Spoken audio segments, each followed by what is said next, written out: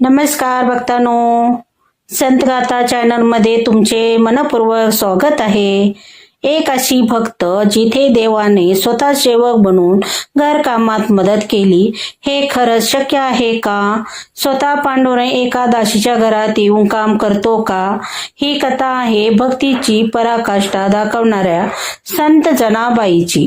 संत जनाबाई या महाराष्ट्रातील महान संतांपैकी एक होत्या।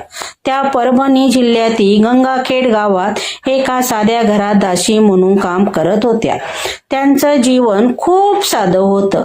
दररोज दळण करणं, झाडू, पाणी काढणं हेच त्यांचं काम होतं। पण त्यांच्या ओठावर सतत एकच नाम असायचं, विठ्ठल विठ्ठल विठ्ठल। काम करत असताना देखील त्या भजन म्हणायच्या आणि प्रत्येक क्षण विठ्ठलाच्या नामात जगायच्या।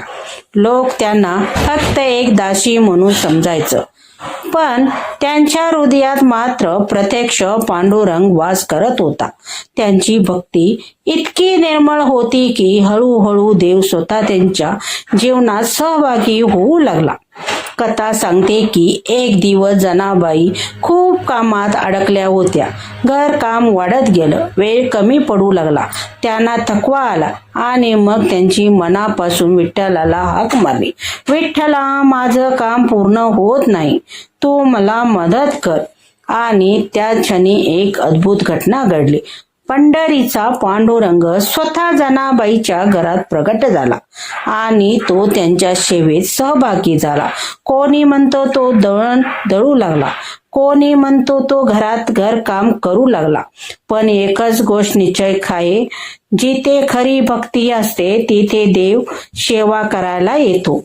जनाबाईची ही कथा आपल्याला एक महान संदेश देते, तर देव स्वतः तुमच्या आयुष्यात येतो। ही कथा सांगते की देव भक्ती पाहतो, परिस्थिती नाही।